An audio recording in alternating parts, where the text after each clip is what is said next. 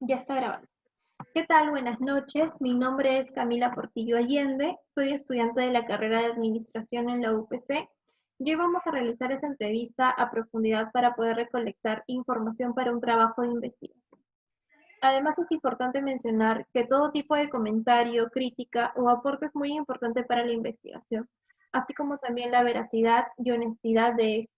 Por lo tanto, siéntase libre de debatir acerca de todos los temas propuestos y que las respuestas y comentarios que nos otorgue serán tratados con absoluta confidencialidad y solo serán utilizados para esta investigación. Me Ok, gustaría que se pueda presentar y nos cuente un poquito acerca de usted, su nombre completo, su edad y a qué se dedica. bueno, mi nombre es Luis Miguel Eizaguirre Beltrua, tengo 43 años, soy administrador de profesión también y también contador. Eh, bueno, yo actualmente resido en los Estados Unidos, salí del Perú ya hace 3 años por razones personales, pero me dedico a unas labores distintas a las de mi profesión. Pero los últimos 6 años que pasé en Perú, me desempeñé como jefe de estaciones de la línea 1. Tenía a mi cargo las 16 estaciones en el primer tramo y luego las 26 después de que se completó el tramo 2. Y yo estaba a cargo de las funciones que hacían todos los agentes de estación en la línea 1, ¿no?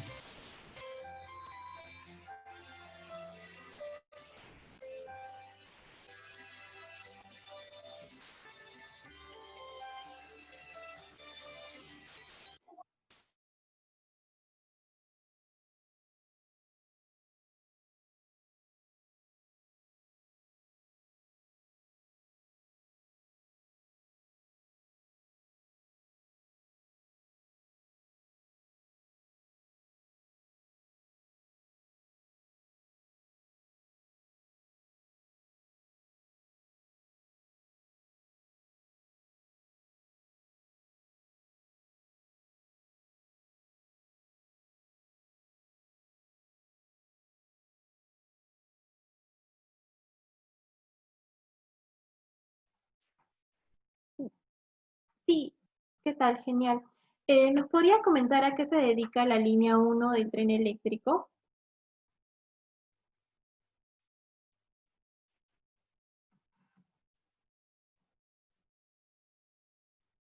Hola.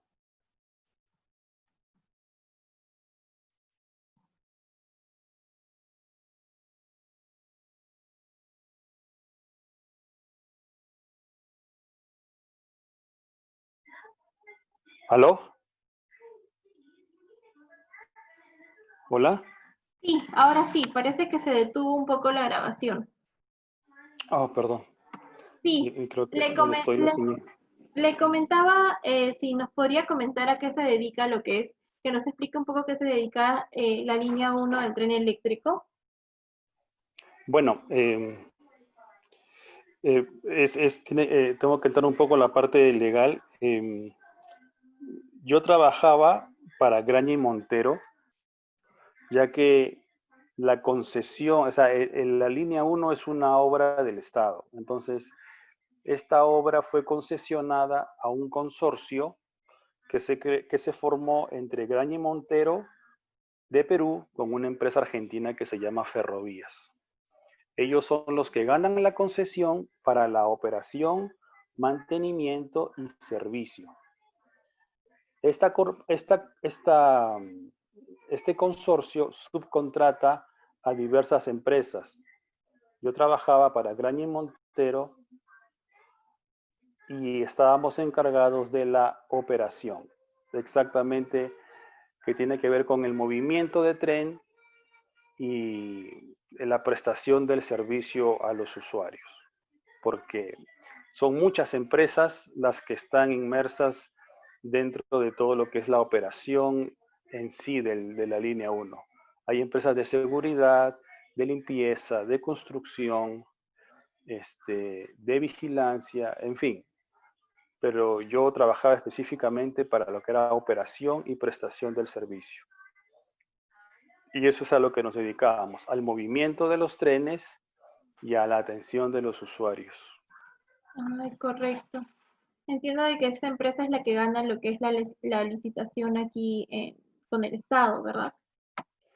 Así es, cuando el Estado licita, bueno, el Estado pide ciertos requisitos y ninguna empresa peruana tenía experiencia en movimiento de trenes, ya que solamente se cuenta con el tren que va hacia Huancayo, el tren Macho que se conoce, y el tren que te lleva a Machu Picchu. Entonces, para poder ampliar la gama de postulantes, se permitió que una empresa peruana haga un consorcio con una empresa extranjera que sí tuviera la experiencia en la operación. Es por eso que Gañe Montero hace un consorcio con una empresa argentina. Obviamente el capital mayoritario tenía que ser peruano para que el consorcio sea más peruano que extranjero. Y esa empresa es la que gana el consorcio. Y una vez que se ganó el consorcio, pues se ganó el 11 de abril del 2011. Esa es la fecha desde la que empieza a recibir los bienes del Estado. Toda la estructura, la infraestructura de la línea 1 es del Estado. Todo eso fue entregado al consorcio y el consorcio lo fue entregando a las subcontrataciones que hizo, ¿no? De las empresas de distintos rubros que les mencioné, ¿no? Hace un momento: seguridad, limpieza, transporte, etcétera. Ok, correcto. Entendemos. Y bueno, basándonos un poco más acerca de tanto de las actividades, me imagino que ha tenido, que ha llevado durante cuando estuvo realizando en el tren, ¿nos podría comentar cuáles eran los reclamos más recurrentes que los usuarios realizaban formalmente? O normalmente, ¿cuál eran los reclamos, ¿no? Que eran más recurrentes por los usuarios. Bueno,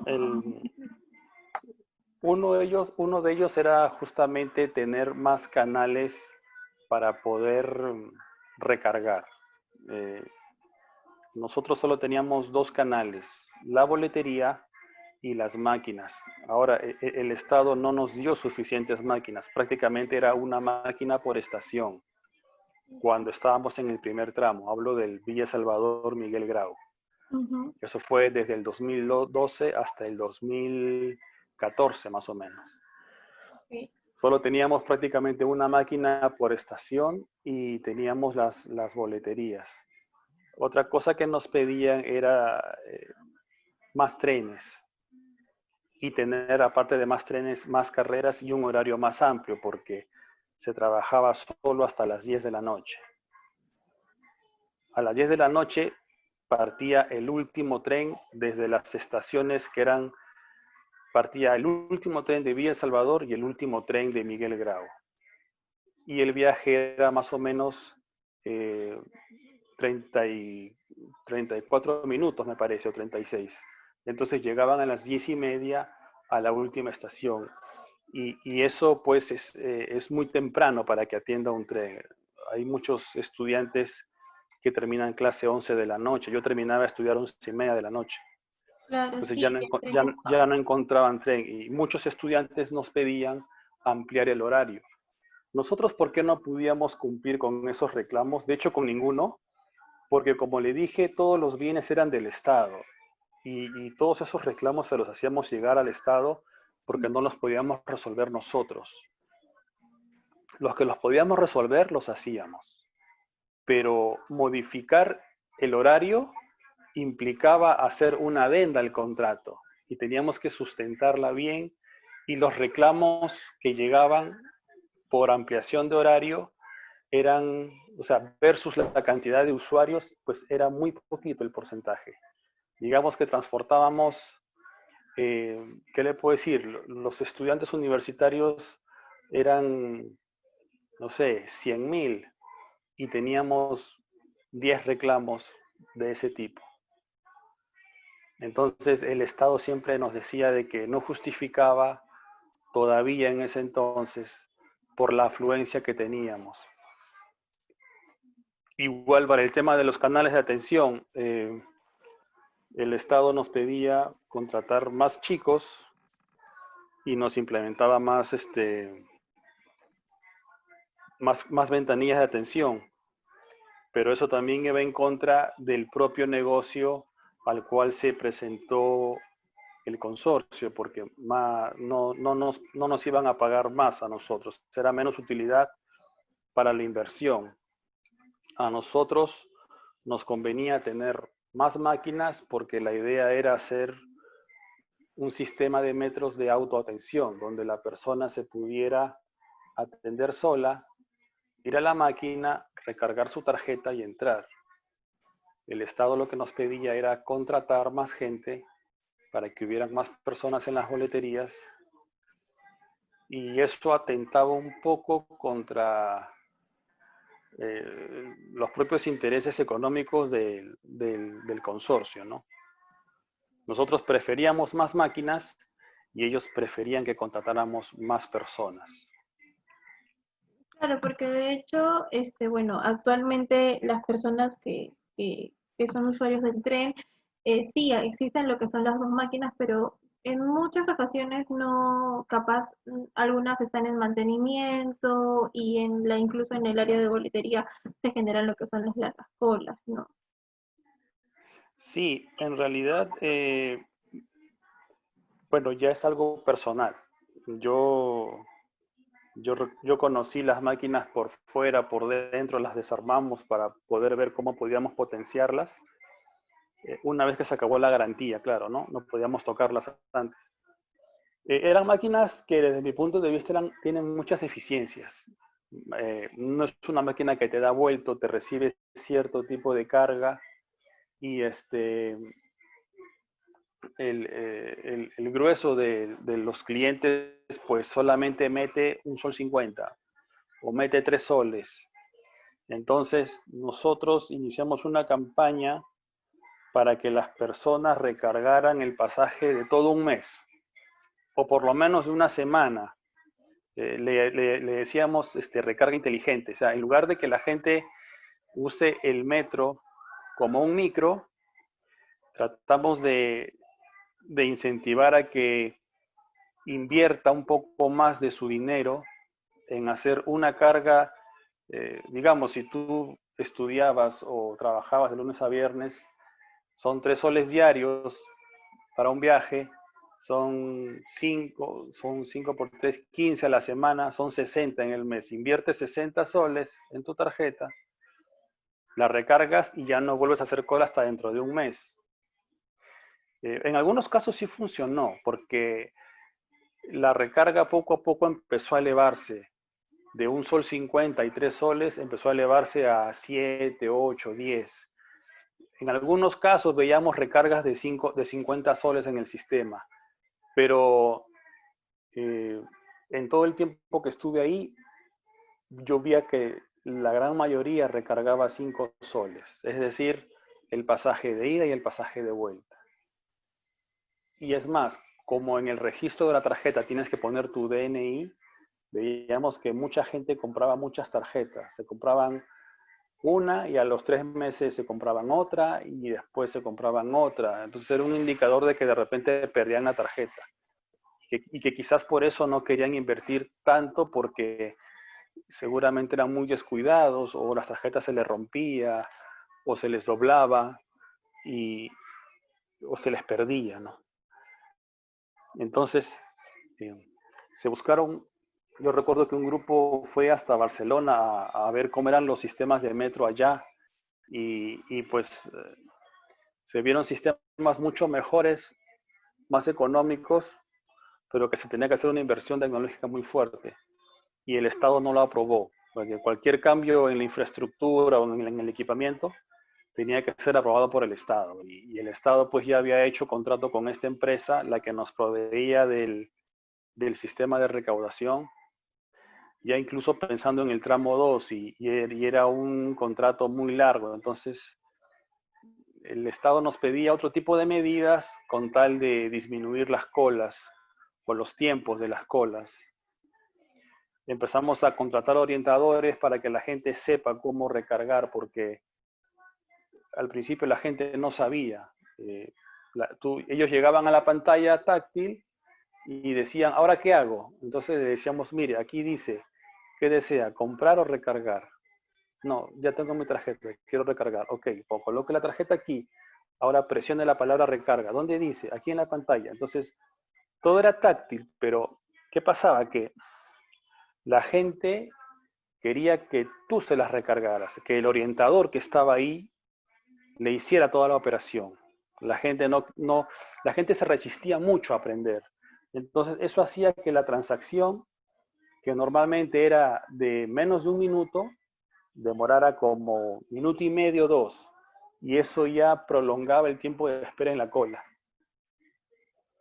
La gente usaba más la boletería porque yo creo que es un tema cultural. A la gente le gusta que la atienda una persona. A la gente de Perú, ¿no? Aquí es distinto. Aquí la gente interactúa mucho con máquinas, pero allá pues no estamos muy acostumbrados. Entonces, siempre miraban la boletería y nosotros siempre lo orientábamos a la máquina, al uso de la máquina, porque en boletería el sistema era más lento que la máquina. Claro, si usabas bien la máquina, ibas a ser más rápido que la boletería, pero la gente siempre quería que lo atienda una persona, siempre. Y nos tomó mucho trabajo hacer que la gente recargue en el TVM. Se tuvo que modificar para que aceptara billetes de 10, de 20, de 50, que aceptara todas las monedas y que pudiera darte vuelto, porque era muy limitado, como te dije. Entonces se tuvo que modificar para que la gente le perdiera un poco la desconfianza a la máquina. Algunos decían de que se tragaba el billete, no te daba el vuelto, en fin. Pero la máquina te vende la tarjeta y te recarga. Y lo único que tienes que hacer es leer la pantalla y presionar las opciones que te da. Lo que pasa es que notábamos que la gente llegaba y decía, ¿y ahora qué hago? Entonces yo mismo me puse de orientador muchas veces y decía, bueno, ¿qué desea? ¿Comprar o recargar? Recargar, bueno, lea y siga los pasos. ¿Pero qué hago? Bueno, señora, lea. ¿Usted sabe leer? ¿Qué dice ahí? Coloque la tarjeta.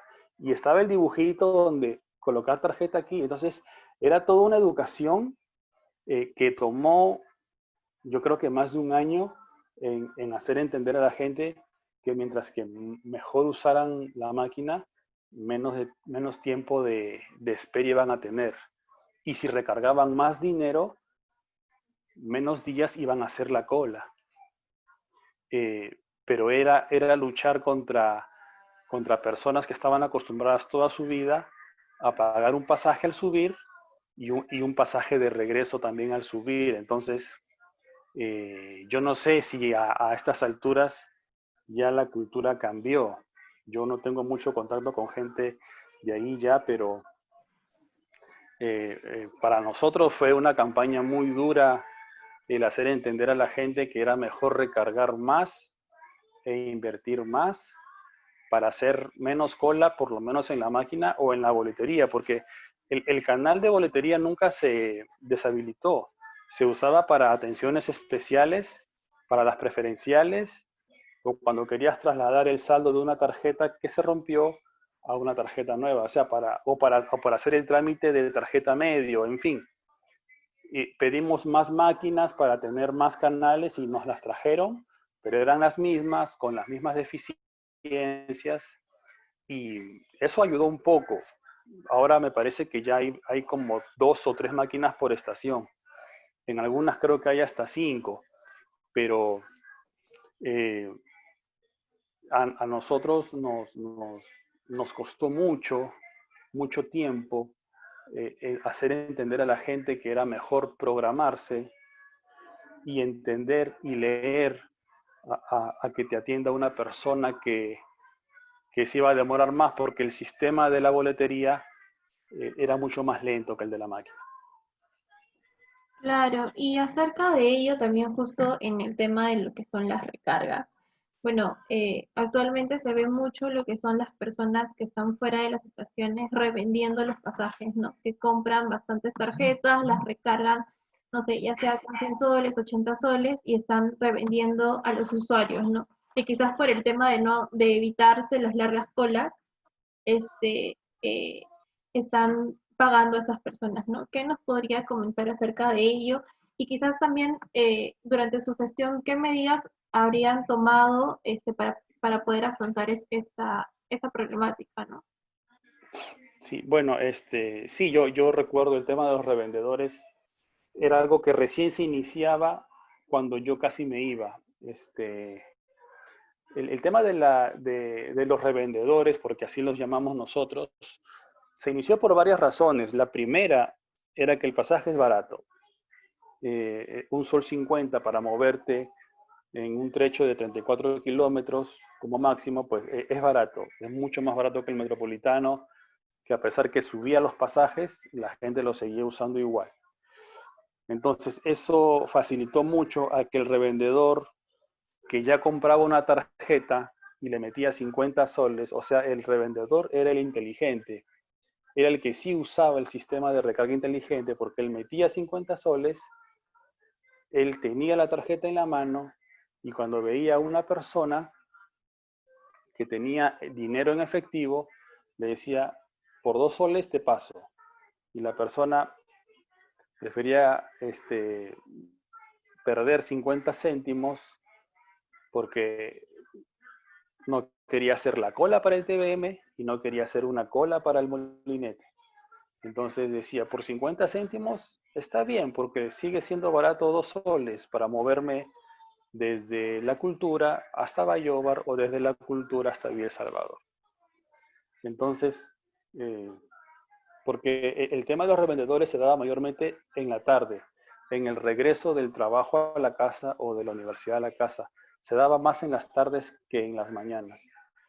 Entonces, yo creo que las personas, por no ser tan inteligentes como el revendedor, perdían ese 50 céntimos.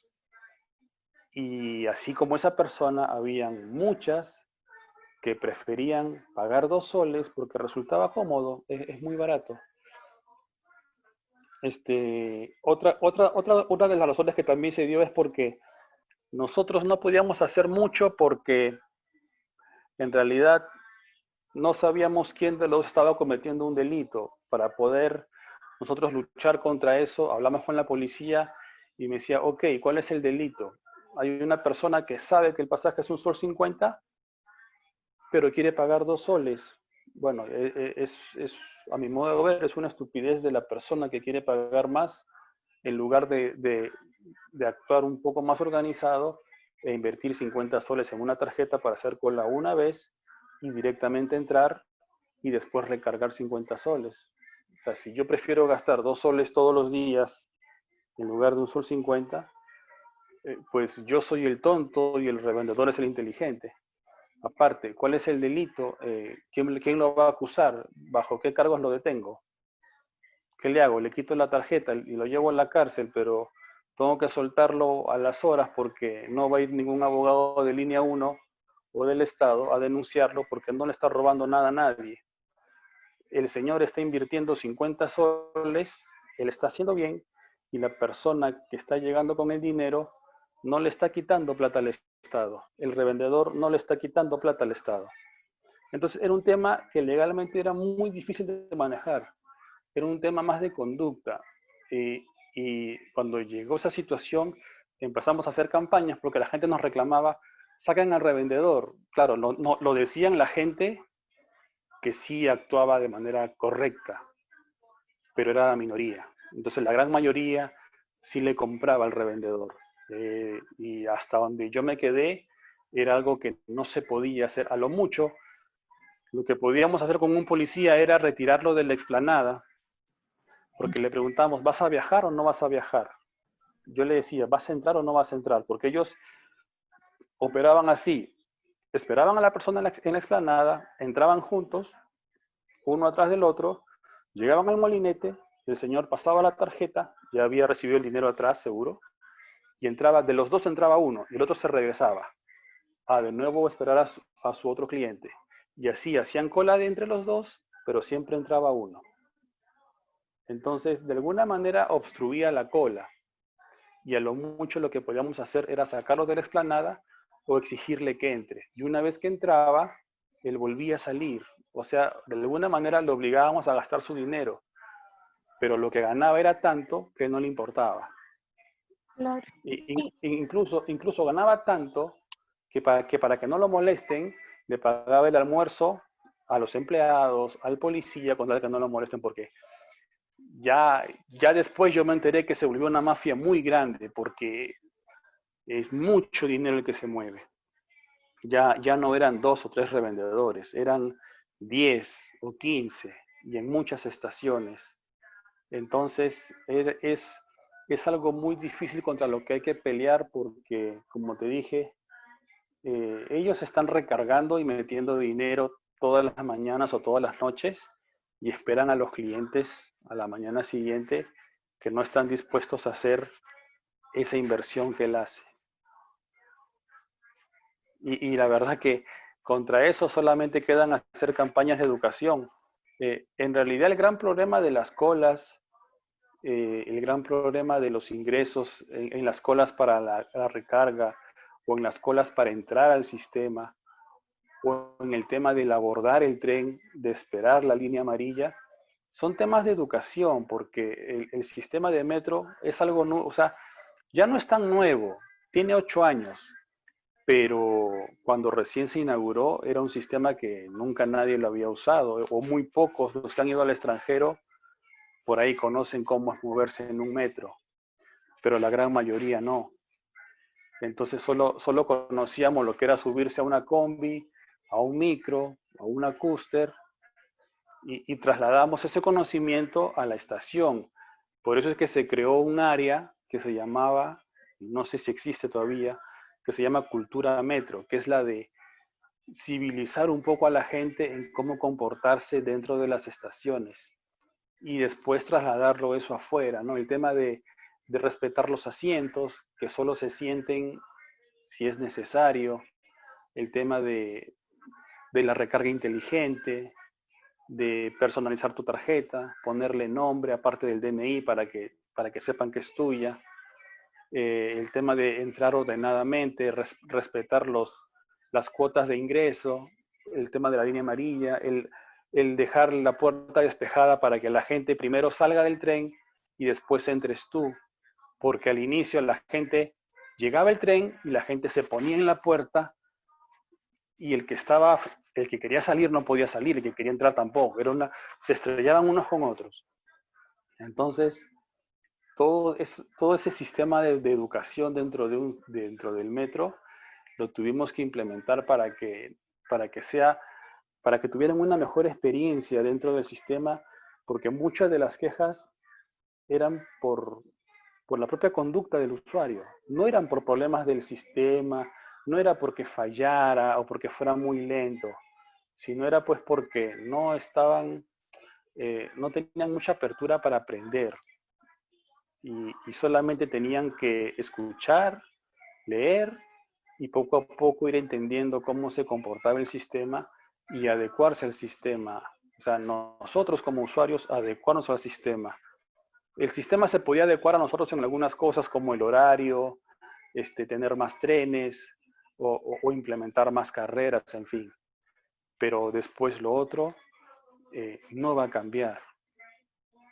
No va a cambiar ya porque es un bien el Estado tendría que hacer una inversión muy grande para que se pueda ajustar a la realidad de ciertas personas en el Perú. Es imposible porque recién tiene 8 años. Yo no sé qué edad tienen ustedes, pero yo cuando conocí el metro tenía 34, ahora tengo 43 y más o menos ya entendí porque trabajé ahí. Y yo te puedo explicar esto, pues porque tú me puedes escuchar, pero cuando una persona viene a reclamar ¿por qué no ponen más máquinas? Y te lo hice gritando. No le puedes explicar como te lo explico ahora. La gente reclamaba airadamente de que no sirve el tren. No sirve pues porque de repente a esa persona no le gustaba cómo era la recarga, cómo era la cola, o que el tren estaba lleno, o que llegué tarde a mi trabajo porque tuve que esperar afuera. Pero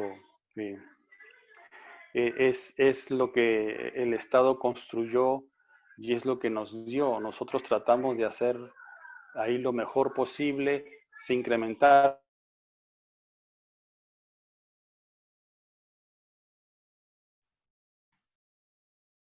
Se paró un poco la grabación.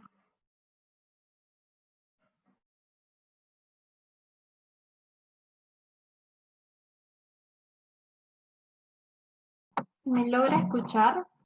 Porque se detuvo un poco el tema del video.